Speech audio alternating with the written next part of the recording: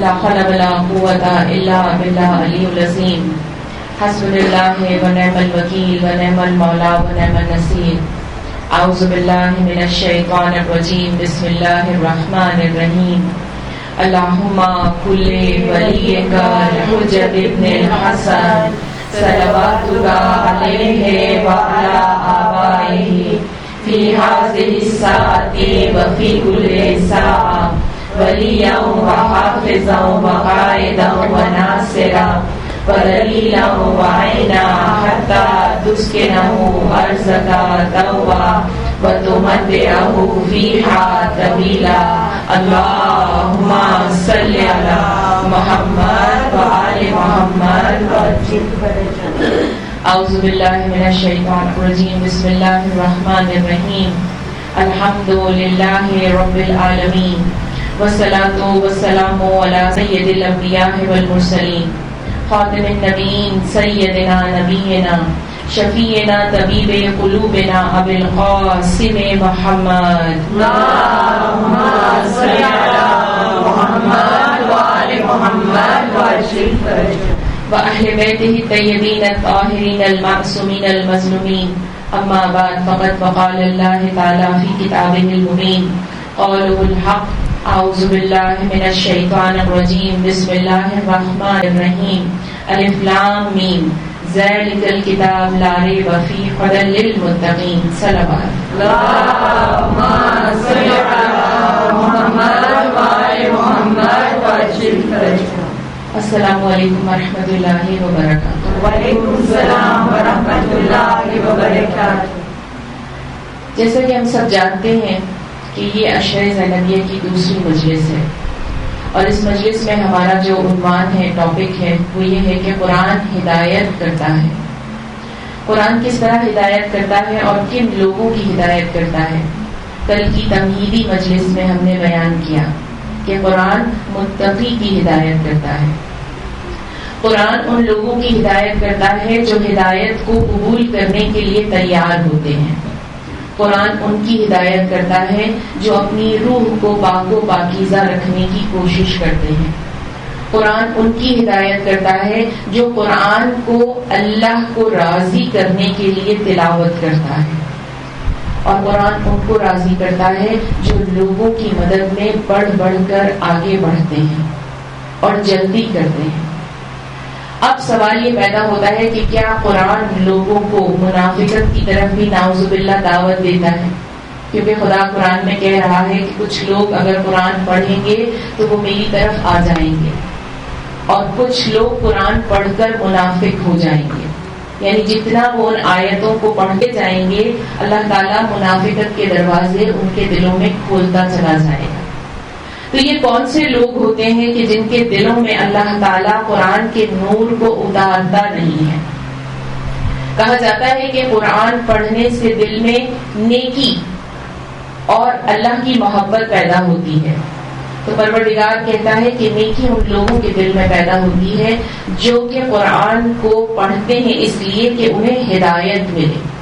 لیکن اگر کوئی انسان اس نیت سے قرآن پڑھے کہ وہ اس میں سے وہ چیز نکال سکے جو صرف اس کے مقصد کو پہنچائے، اس کے مقصد کو حاصل کرے، تو خدا ایسے لوگوں کے دلوں میں قرآن کے نور کو روشن نہیں کرتا ہے.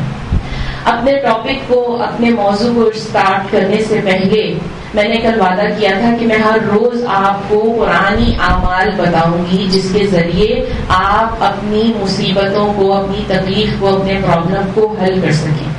چونکہ ہم سورہ بقرہ پڑھ رہے ہیں تو سورہ بقرہ کی سب سے بڑی فضیلت یہ ہے کہ یہ جو الفاظ ہے الف لام میم، یہ 3 الفاظ اگر آپ چاندی کی انگوٹھی کے اوپر، چاندی سب سمجھتے ہیں سلور، چاندی کی انگوٹھی کے اوپر جمعرات کے دن پہلی چاند جب نکل رہی ہوتی ہے، یعنی پہلا بیج جب آتا ہے، پہلی تاریخ ہوتی ہے، آپ اپنے سونار سے یا جو جیولری بنانے والے ہوتے ہیں ان کو انسٹرکشن دیں کہ اس انگوٹھی کے اوپر الف لام میم کو الگ الگ کر لکھ دیں اور وہ انگوٹھی آپ پہننا شروع کر دیں. تو اگر آپ کے گھر میں کسی کو بہت زیادہ غصہ آتا ہو، کوئی آپ کی بات کو سنتا نہ ہو، کوئی آپ کے کہی ہوئی بات کو داد نہ دیتا ہو، دوسری چیز، اگر آپ کا شوہر آپ کو پیسے اور آپ کے خرچ کو دینے میں تکلیف دیتا ہو، بہت سے شوہر ہوتے ہیں جو بہت کم پیسے اپنی فیملی کو دیتے ہیں، ایسا انہیں محسوس ہوتا ہے کہ ختم ہو جائے گا یا آپ زیادہ اسراف کر رہی ہیں، تو کہیں پر بھی کوئی بچی، کوئی مومنہ، کوئی لڑکی اس تکلیف میں مبتلا ہے کہ اس کا شوہر غصہ بھی کرتا ہے یا اس کا باپ بہت غصہ کرتا ہے، اگر باپ نہیں ہے بھائی کے ساتھ رہتی ہے، بھائی بہت غصہ کرتا ہے، تو وہ جب یہ انگوٹھی پہن لے تو اس بھائی اس شوہر کے کپڑے کے اوپر اس طرح سے شولڈر پر جا کر مس کر دے تو آہستہ آہستہ اس کا غصہ کم ہونا شروع ہو جائے گا۔ اور اگر وہ کنجوس ہے، ایک معنی میں کہا جاتا ہے کہ پیسے خرچ نہ کرنے والا ہے لیکن نہیں کر رہا ہے تو اسے کنجوس کہا جاتا ہے، ضرورت ہے پر نہیں خرچ کر رہا، تو اگر وہ ایسا کرتا ہے تو پروردگار عالم کہتا ہے کہ الف لام میم کی برکت سے خداوند عالم اس کے دل میں اپنی فیملی کے جائز اخراجات پر خرچ کرنے کی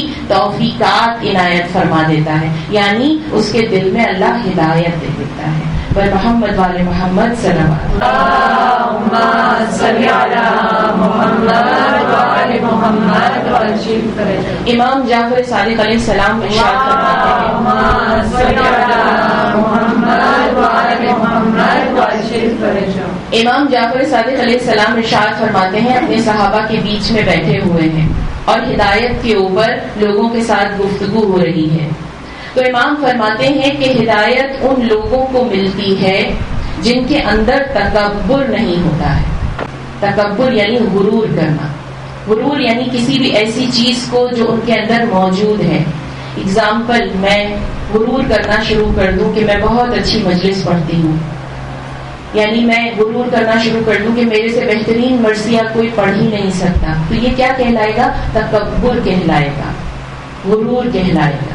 تو خدا کہتا ہے کہ جو غرور کرتا ہے اپنی کسی ایسی چیز کے لیے جو اس کے پاس موجود ہے، چاہے اچھا لباس ہو، چاہے مال و دولت ہو، چاہے اس کے پاس کوئی بھی ایسی چیز ہو جسے وہ یہ سوچ کر غرور کرے، کوئی ہنر ہو کسی انسان کو، کوئی کمپیوٹر میں ماہر ہو جاتا ہے، کوئی ڈاکٹر بن جاتا ہے، کوئی انجینئر بن جاتا ہے، کوئی بہت ہی اچھے کپڑے بوتیک کے کام میں چلا جاتا ہے، تو وہ یہ غرور کرنا شروع کر دے کہ جو بھی چیز اس وقت میرے پاس ہے وہ میرے ہی پاس ہے اور میں اس میں ماہر ہوں، تو خدا کہتا ہے اس احساس کو خدا کہتا ہے کہ تم متکبر بن گئے ہو، تمہارے اندر غرور آ گیا ہے۔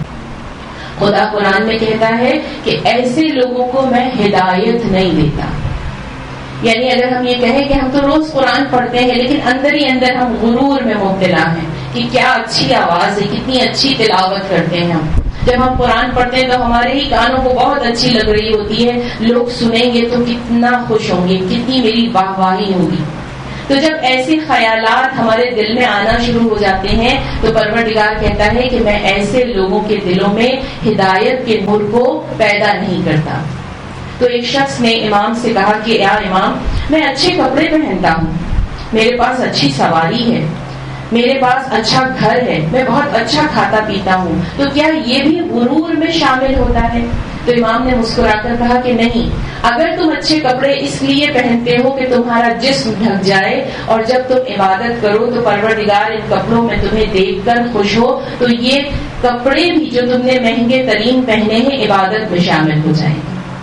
اگر تم اچھا کھانا کھاتے ہو اور یہ نیت کرو کہ پروردگار عالم اس سے میں اپنے اندر تندرستی محسوس کروں گا، صحت مند رہوں گا، اور جب صحت مند رہوں گا تو اس سے بھرپور تیری عبادت کروں گا، تو یہ اچھا کھانا بھی تمہارے لیے نعمت بن جائے گا۔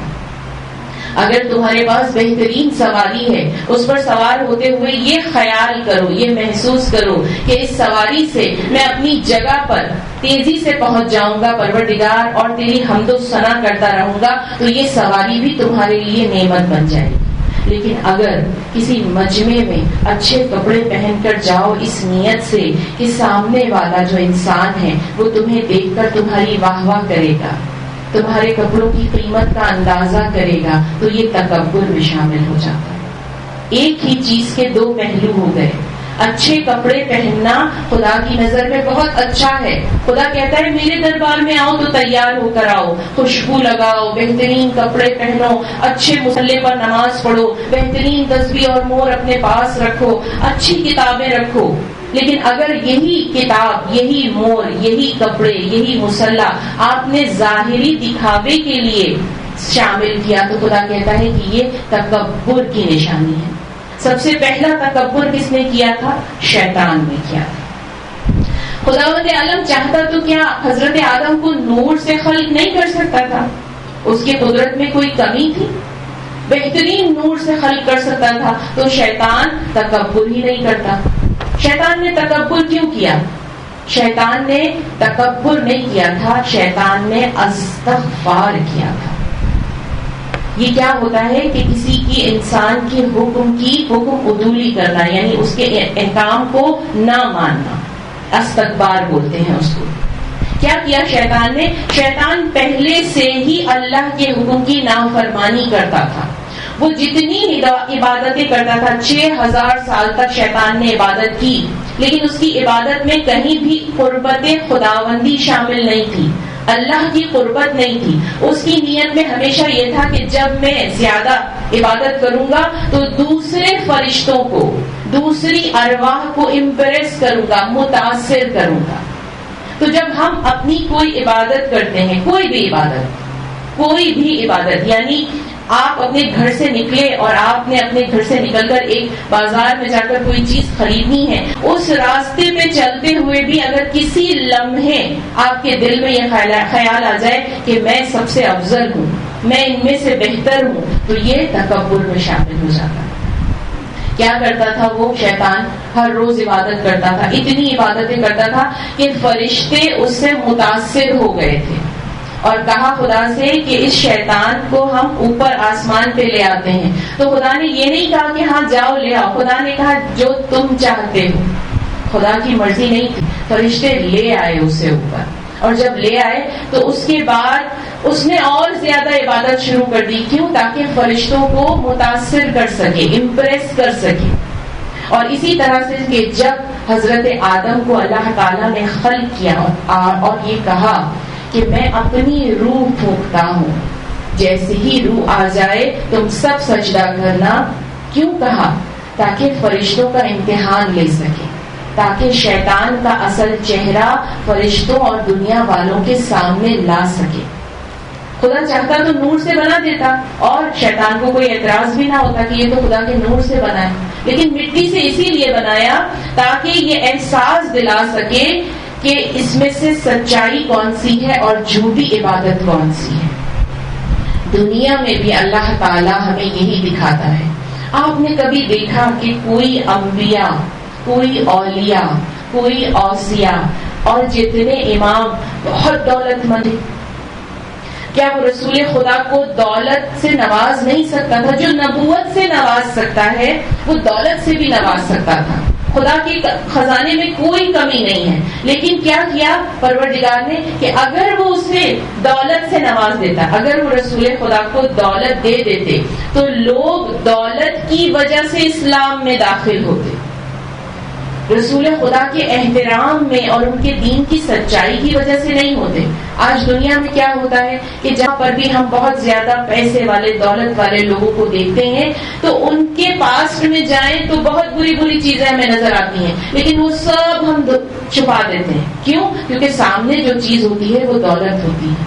ہم اس کی عزت کیوں کر رہے ہوتے ہیں؟ اس لیے نہیں کہ وہ عبادت گزار ہے, ہم اس کی عزت اس لیے کر رہے ہوتے ہیں کیونکہ وہ دنیا میں دولت مند ہے. تو خدا نے اپنے انبیاء, اوصیاء, اولیاء, پیغمبر اور جتنے معصومین ہیں ان سب کو دنیا کی اس دولت سے دور رکھا, اور اس کے بعد جتنے لوگ امام کو چاہنے لگے, پیغمبر کو چاہنے لگے, ان کے دل تکبر سے پاک تھے. حضرت موسیٰ اور حضرت ہارون فرعون کے دربار میں گئے اور جا کر کہا, اور جب وہ گئے تو ان کا حلیہ یہ تھا کہ ہاتھ میں عصا تھی, پھٹے پرانے کپڑے پہنے ہوئے تھے, اور جا کر فرعون سے کہا کہ تم دین اسلام پر آ جاؤ, دین کو قبول کر لو. تو فرعون نے مسکرا کر کہا جس کے پاس پہننے کے لیے کپڑے نہیں ہیں, جس کے پاس اپنے پیروں میں پہننے کے لیے چپل نہیں ہے، پھٹے پرانے کپڑوں میں آئے ہو، کیا تم مجھے اس طرح سے اپنے دین میں شامل کرو گے؟ تب ہارون اور موسیٰ نے کہا تھا کہ تیرا جو آخری وقت ہوگا وہ بڑا تکلیف دہ ہوگا۔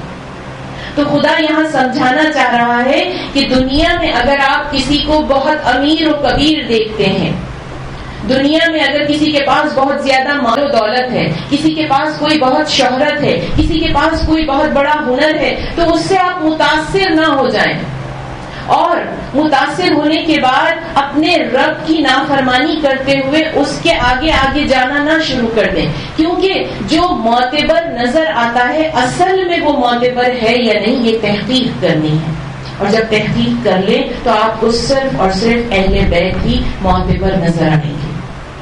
اس لیے اپنے دل میں کبھی کوئی ایسا خیال نہ لائیں کہ ہم کسی سے کمتر ہیں، کیونکہ اللہ نے کمتر کو ہی بلندی سے نوازا ہے۔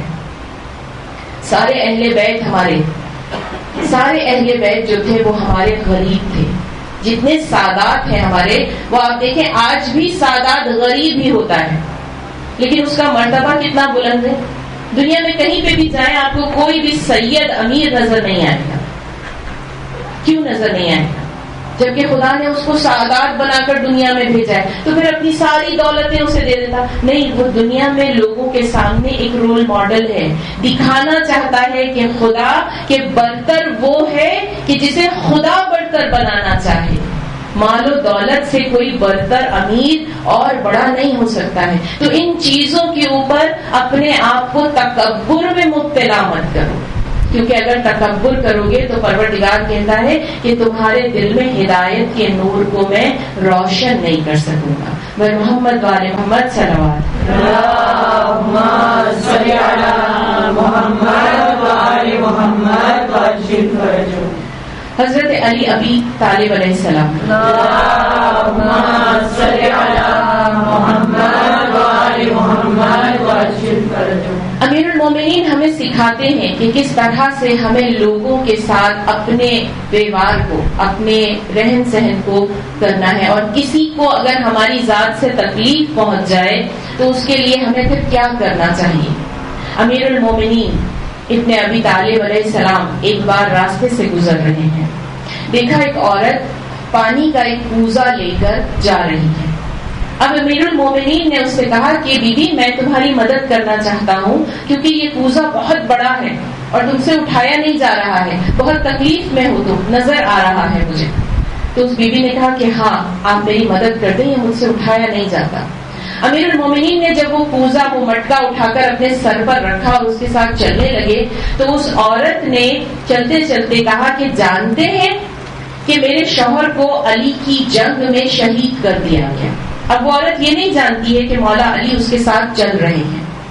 تو مولا علی نے کہا کہ تمہارا شوہر کون سی جنگ میں گیا تھا؟ تو اس نے کہا کہ وہ جنگ خندق میں گیا تھا اور وہاں پر میرا شوہر شہید ہو گیا، لیکن کوئی بھی میری باز پرس کے لیے نہیں آیا۔ کسی نے آ کر مجھ سے یہ نہیں پوچھا کہ تمہارا شوہر جنگ میں چلا گیا تھا، وہ گزر گیا، وہ شہید ہو گیا، تمہیں کسی چیز کی ضرورت ہے؟ میں علی کو کبھی معاف نہیں کروں گی۔ اب وہ یہ سب کہہ رہی تھی تو مولا علی نے دل میں خیال کرنا شروع کیا کہ میری جنگ میں، میرے جد کی جنگ میں اس کا جو گھر کا واحد کفیل تھا، کمانے والا تھا، وہ دنیا سے چلا گیا اور میں اس تک اس کی مدد نہیں پہنچا سکا۔ مولا علی دل میں ایسا خیال کرنے لگے اور ساتھ ساتھ چلتے چلے گئے۔ اب جب گھر آیا تو مولا علی نے کہا کہ تمہارے لیے میں کچھ کھانے کا بندوبست کرتا ہوں۔ پھر مولا علی واپس آتے ہیں اور اس کے لیے کچھ گہوں کا بندوبست کر کے اس کے گھر میں لا کر اس کے دروازے پر دستک دیتے ہیں۔ جب مولا علی دستک دیتے ہیں تو وہ خاتون باہر نکلتی ہے اور کہتی ہے کہ بہت شکریہ، میرے بچوں نے کھانا نہیں کھایا تھا، بہت دنوں سے فاقے میں تھے۔ مولا علی کہتے ہیں کہ کیا میں تمہاری کوئی اور مدد کر سکتا ہوں؟ تو کہا ہاں، میں اپنے بچوں کے لیے روٹی پکاتی ہوں، آپ میرے بچوں کا تب تک خیال رکھیے گا۔ امیر المومنین، آج ہم اپنے ملک کے پرائم منسٹر کو جا کر کہیں کہ ہمارے گھر میں کوئی بھوکا ہے، آپ آ کے ہماری مدد کرو، تو وہ نہیں کرے گا۔ کیا ہے؟ اس کے دل میں تکبر ہے، میں کوئی بہت بڑی اعلیٰ چیز ہوں. لیکن امیر المومنین کیا سکھا رہے ہیں کہ انسان کا تکبر کچھ بھی نہیں ہے، کیونکہ انسان ایک نجس نطفے سے پیدا ہوا ہے. ہماری کیا حقیقت ہے؟ کوئی حقیقت نہیں ہے. ہمارا شریر ایک نجس نطفے سے اللہ تعالیٰ نے بنایا ہے، اور یہی بنا کر ہمیں اس نے سمجھا دیا ہے کہ انسان کو تکبر کرنے کا، غرور کرنے کا کوئی حق حاصل نہیں. اب امیر المومنین اس کے بچوں کو سنبھال رہے ہیں اور کہتے ہیں کہ میں تھوڑا سا گوشت بھی لے کر آیا تھا اور میں یہ گوشت بناتا ہوں، تم جب تک آٹا پیس کر روٹیاں بنا لو.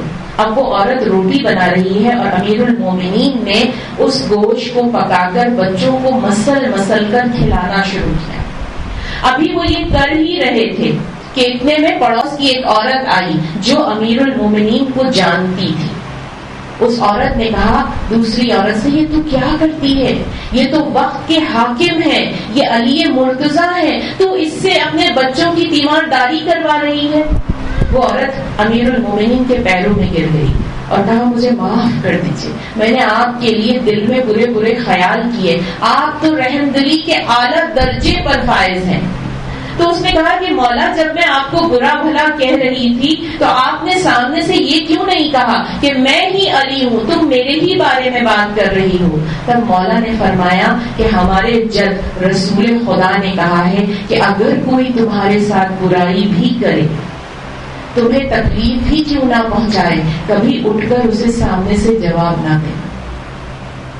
اور جس کے دل میں یہ خیال رہے گا اللہ ہدایت کے نور کو اس کے دل میں شامل کرتا رہے گا. یہ فیصلہ ہمیں کرنا ہے کہ ہمیں کس طرح کے نور اور ہدایت کو اپنے دل میں اتارنا ہے. قرآن سب کے دل میں ہدایت نہیں کرے گا، قرآن وہی ہدایت کرے گا جہاں پر اللہ تعالیٰ دیکھے گا کہ یہ ہدایت کو قبول کر سکتا ہے.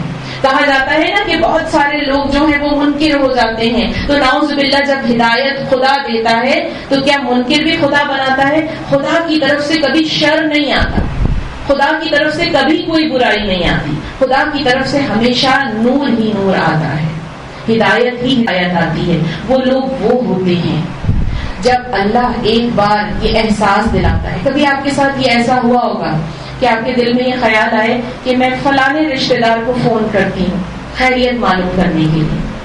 یہ پہلا خیال خدا دیتا ہے.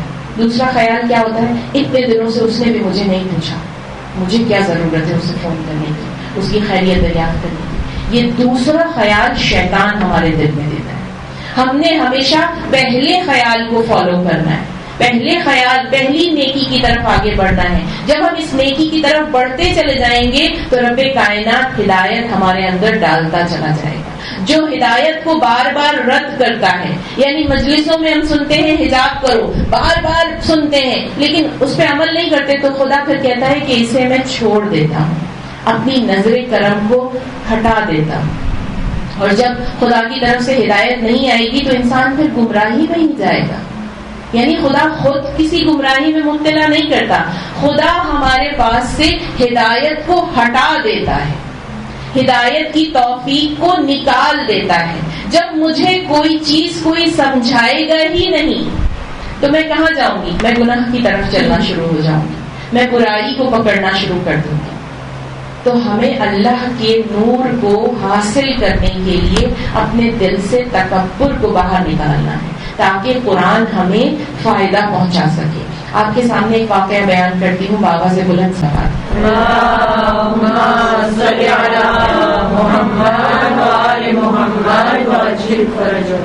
مصر کا ایک بادشاہ گزر جاتا ہے، مصر کا ایک بادشاہ مر جاتا ہے. چونکہ بادشاہ تھا تو اس کے پیچھے جو لواحقین رہ جاتے ہیں، جو اس کے رشتہ دار رہ جاتے ہیں، وہ ایک آدمی کو قرآن پڑھنے کے لیے ہائر کرتے ہیں. جیسے ہمارے یہاں بھی قبرستان جاتے ہیں تو ایک بیچارہ آدمی پڑھ رہا ہوتا ہے ہر کسی کی قبر پر بیٹھ کر قرآن.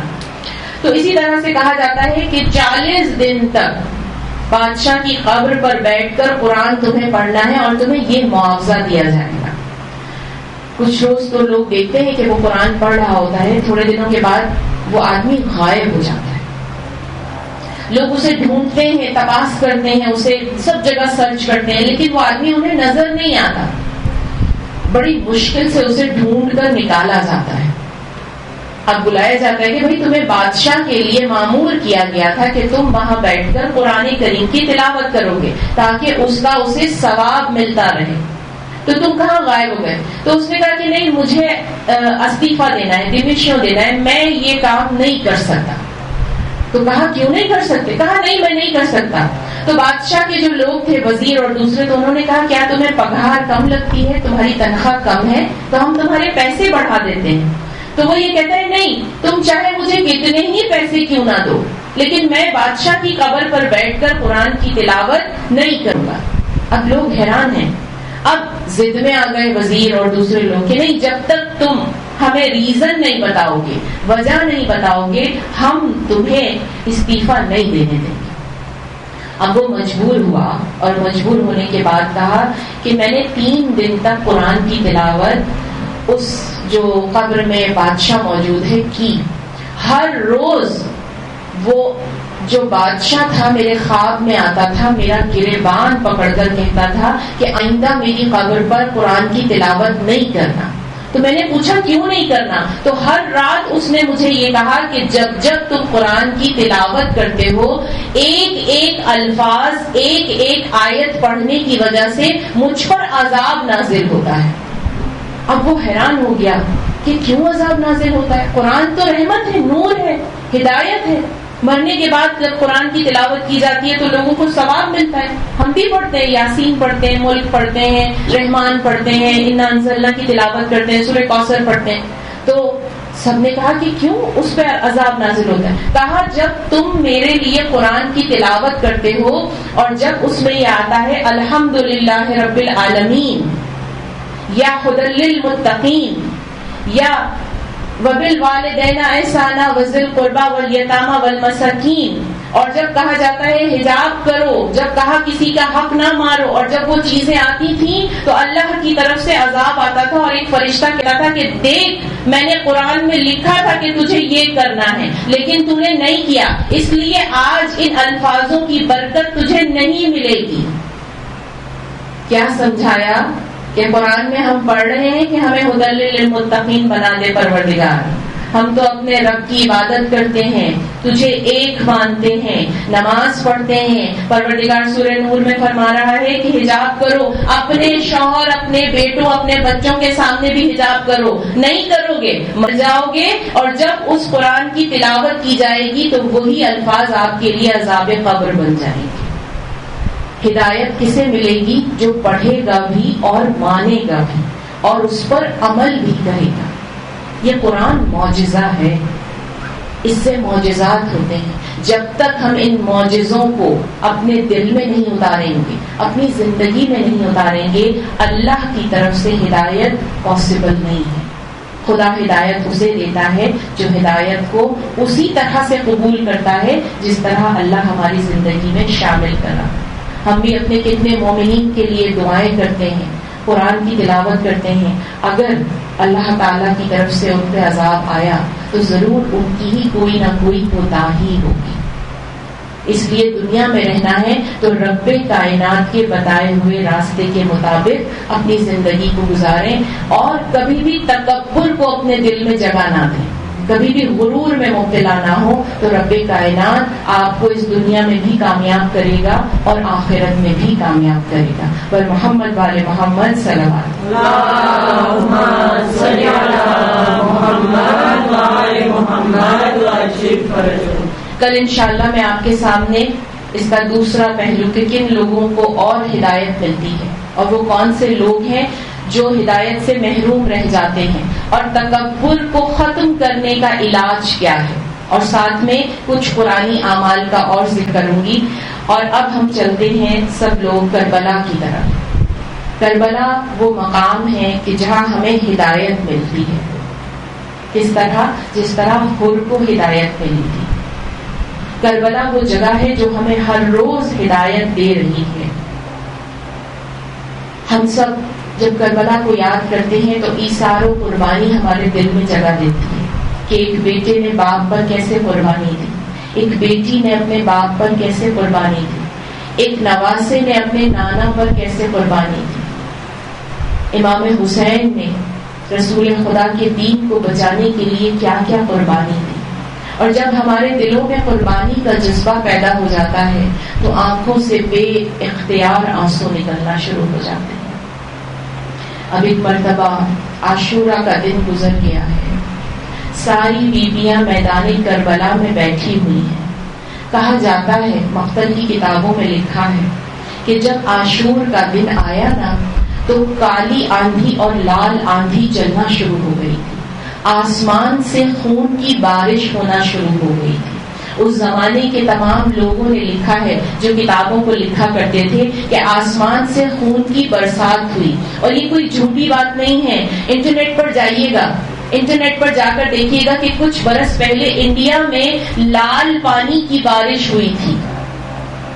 اس وقت بھی کربلا میں خون کی بارش ہوئی تھی. جس پتھر کو بھی اٹھایا جاتا تھا، جس چیز کو بھی اٹھایا جاتا تھا، اس کے اندر سے خون نکلتا تھا. یہ کس بات کی علامت تھی کہ ضرور کہیں کسی کا حق مارا گیا ہے، ناحق کسی کا خون بہایا گیا ہے. کہتے ہیں کہ جب بیویاں سفر کے لیے روانہ ہوئیں اور ایک مرتبہ ساری بیویاں چلنے لگیں تو بھاگ کر 11 محرم کو بیویاں بھاگ کر مقتل کی طرف گئی تھیں. جب مقتل کی طرف گئیں تو ایک ایک بیوی نے دیکھا کہ سارے سر کٹ چکے ہیں. اشقیاء کے لشکر نے سارے سروں کو کاٹ دیا تھا. وہاں کونے پر انہوں نے دیکھا کہ ایک ننھا سا لاشا ہے جسے امام حسین نے خود خیمے کے پیچھے دفن کیا تھا. یہ کس کا لاشا تھا؟ علی اصغر کا لاشا تھا. یہ علی اصغر 6 ماہ کے بچے تھے. یہ واحد لاشا تھا کہ جسے امام حسین نے خود دفن کیا تھا. نہیں چاہتے تھے کہ اصغر کا لاشا پامال ہو جائے. اشقیاء نے اس لاشے کو بھی نہ چھوڑا. نیزوں سے اس لاشے کے سر کو قلم کیا، نوکے نیزہ پر اٹھایا. اب بیویاں جب 11 محرم کو بدائی کرنے لگی نا تو ساری بیویاں بھاگ کر مقتل میں چلی گئیں. ایک ایک لاشے پر بیٹھ کر کہتی تھی. کوئی بیوی کہتی تھی، اے قاسم، جب تم خیمے سے گئے تھے نا تو تمہارے چہرے پر ٹاپوں کے نشان نہ تھے، گھوڑوں کی ٹاپوں کے نشان نہ تھے، تمہارا چھینا اس طرح سے چھلنی نہ تھا، تمہارا لاشا پامال نہ تھا. ایک مرتبہ ایک بیوی ایک خوبصورت لاش کے پاس جا کر بیٹھ جاتی ہے، اس کے سینے پر ہاتھ رکھتی ہے اور کہتی ہے، اے شبیہ پیغمبر، اے علی اکبر، تیرے بغیر زندہ نہیں رہ سکوں گی.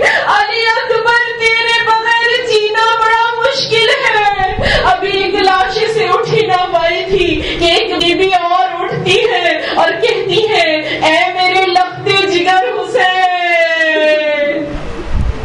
2 بیویاں تھیں جو حسین کی لاشے پر گریا کر رہی تھی، ایک جناب زینب اور ایک بی بی رباب. کہتے ہیں میرے مولا سجاد کہتے ہیں کہ جناب زینب اور جناب رباب ایک مرتبہ امام حسین کے لاشے پر چکر لگاتی رہی، گھومتی رہی. کہا مولا کیوں گھوم رہی تھی؟ کہا مولا وہ اس لیے گھوم رہی تھی کہ وہ بوسہ کرنا چاہتی تھی. لاشے پر ایک بوسہ کرنے کی بھی جگہ موجود نہیں تھی، اتنے زخم تھے. اجرکم اللہ، اجرکم اللہ. ایک مرتبہ زینب لاش کے گرد چکر لگا رہی تھی، پھر ایک مرتبہ زمین پر بیٹھ گئی، بیٹھ کر اپنے بھائی کے کٹے ہوئے گلے کی رگوں پر بوسہ دیا. کہا بھیا میں نے ماں کا وعدہ پورا کر دیا. پھر ایک مرتبہ مدینے کی طرف رخ کیا، رخ کر کر کہتی ہے، اماں میں نے اپنا وعدہ وفا کر دیا. اجرکم اللہ. بس بھائی دوسری بیوی جناب رباب ہے. جناب رباب حسین کے پاس بیٹھ جاتی ہے. ہم سب بھی شوہر والیاں ہیں. جناب رباب کہتی ہے، مولا مجھے معاف کیجیے گا، مجھے معاف کیجیے گا. اگر میرے پاس چادر ہوتی تو اپنی چادر سے آپ پر سایہ کرتی. اگر پانی ہوتا تو آپ کی قبر پر ڈال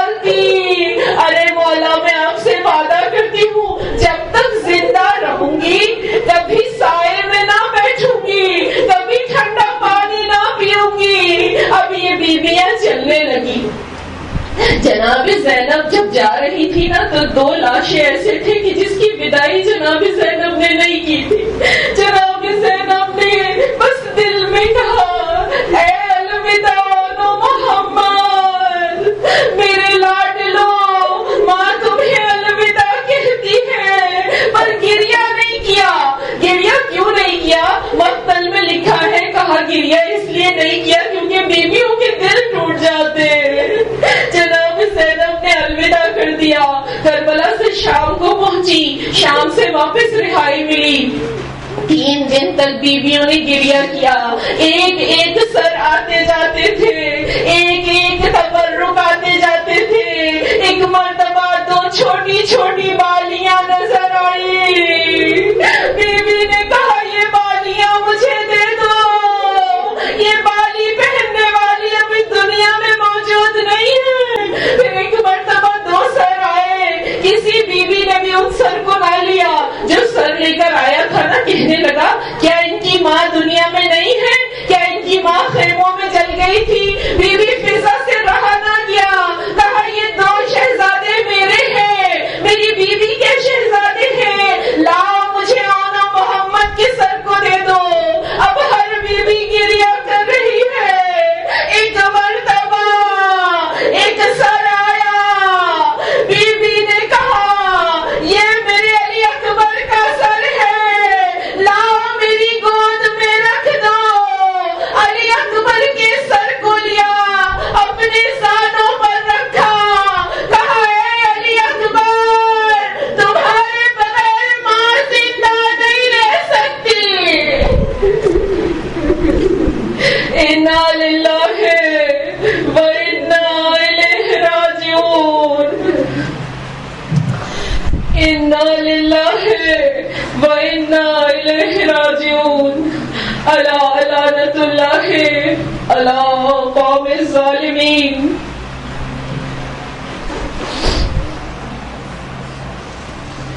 بار الہ تجھے واسطہ دیتے ہیں پروردگار، ہماری اس مجلس عزا کو، ہماری اس چھوٹی سی عبادت کو قبول و مقبول فرما لے. پروردگار عالم تجھے واسطہ دیتے ہیں محمد و آل محمد کا. پروردگار عالم ہمارے گناہوں کی مغفرت فرما دے. پروردگار عالم یہاں پر جو بھی مومنائیں آئی ہوئی ہیں، بیویاں آئی ہوئی ہیں، پروردگار جو بھی ان کی جائز حاجات ہے اس کو قبول و مقبول فرما لے. پروردگار عالم تو بڑا غفور الرحیم ہے. جہاں جہاں جو بیمار ہیں، بیمار کربلا کے صدقے میں ان کی بیماری کو دور فرما دے. پروردگار عالم امام زمانہ کے ظہور تعجیل فرما دے اور ہمیں ان کے لشکر میں شامل فرما دے. ماتم حسین